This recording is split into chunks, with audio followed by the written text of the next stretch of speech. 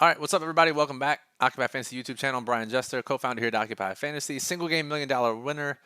Almost added 500K to that resume last night. Just missed in the single game slate. But we move on to tonight's Monday Night Football game. We'll hear some NFL DFS picks, lineup advice, FanDuel, DraftKings between the Packers and the Lions. So in this video, we're going to talk about lineup strategies for low risk and high risk contests, some underpriced players, and then some strategies to get different in your leagues, satellites, and GPPs.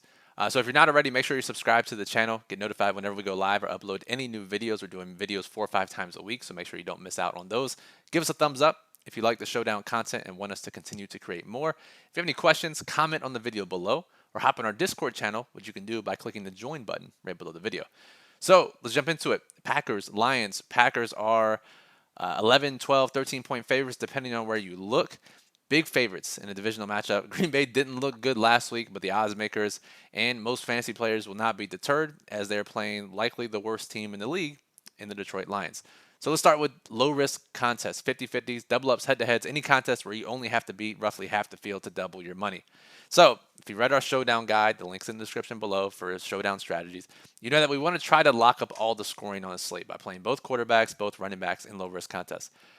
Packers games are a little bit different, right?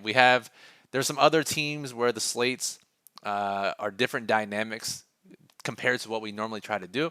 And the Packers slates are also like that because of Devontae Adams and his insane target share. And if you play 2 quarterbacks, 2 running backs, and you're ignoring Devontae Adams, who's like 70, 80% plus owned in low-risk contests, it's a recipe for disaster. So you always want to try to start with Aaron Rodgers, Devontae Adams, and your low-risk Green Bay Packers single-game slate contest, right? So if you start with Aaron Rodgers as your captain, Devontae Adams. Now, if you try to fit in their running back, Aaron Jones, you have $3,500 left per player.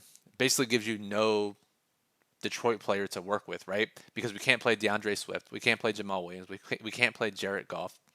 The other option, of course, as 13-point home favorites, we could play the Green Bay Packers defense in the captain spot, right? We know we like to do this to be able to fit higher price players in our flex spots. $8,500 left per player. That gives us some options, right? So there are a couple of different ways to play it. However, the one key underpriced player in this game is, let's scroll down here. Let's keep scrolling. It's A.J. Dillon. Basically split the workload with Aaron Jones in week 1. Will that happen moving forward? Tough to tell, but he will have a sizable role. And we have to assume that Green Bay won't get absolutely freight trained like they did against the Saints. And if so, especially in this type of game script, A.J. Dillon can and should thrive.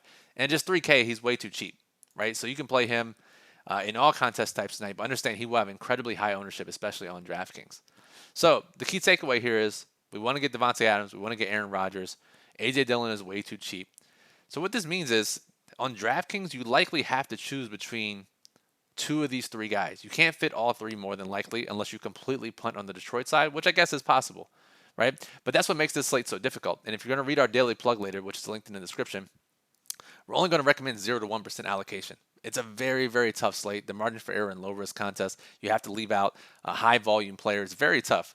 And in high-risk contests, since most of the field is going to play Green Bay heavy lineups, and the most likely outcome is Green Bay heavy lineups, it's a really tough slate, right? It's okay to take slates off. And that's what we probably recommend to do this slate unless you can find some overlay or some inexperienced competition in your contest. But who's really going to take the slate off? That's why you're watching this video, right? You're probably going to play. So let's try to give you the best advice that we can.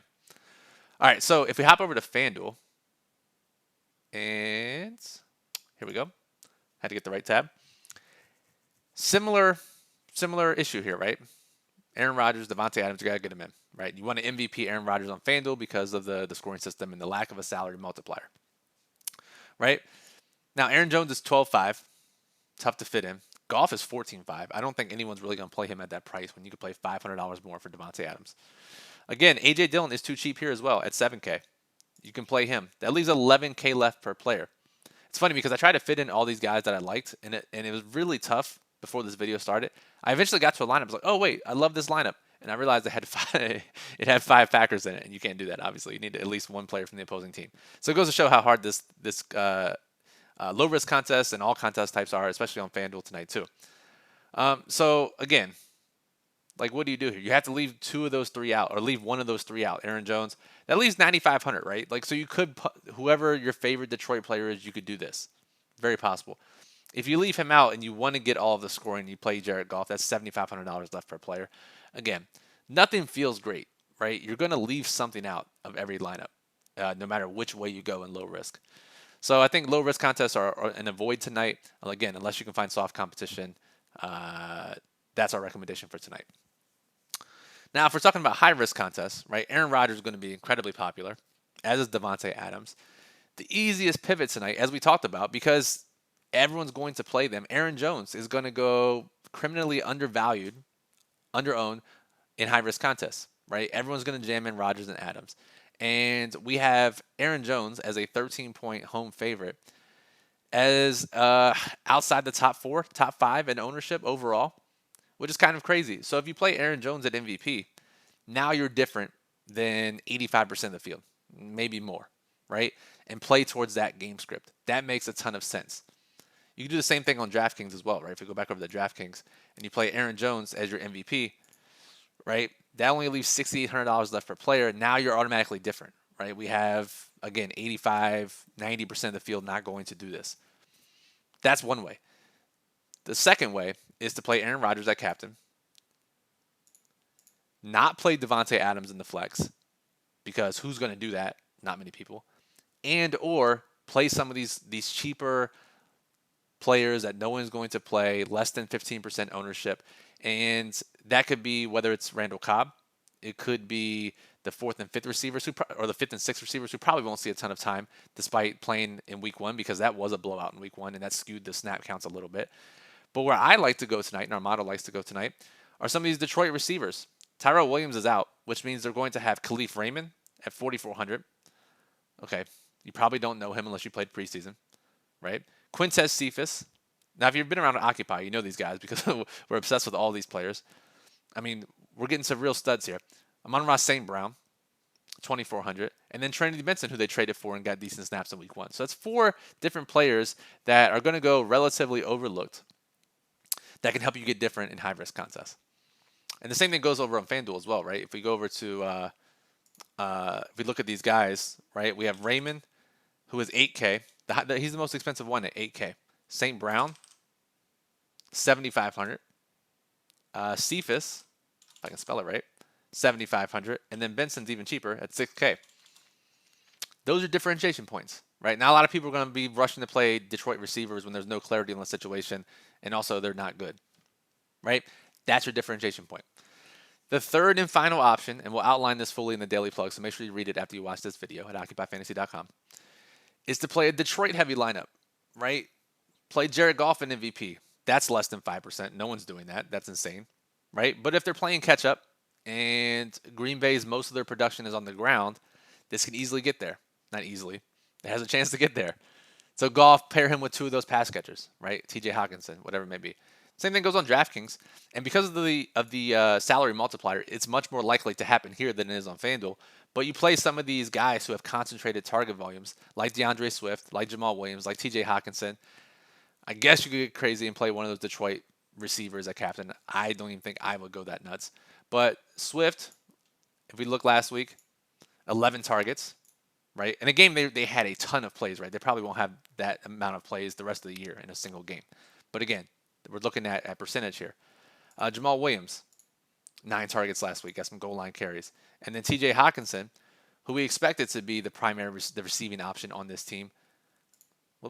11 targets last week as well.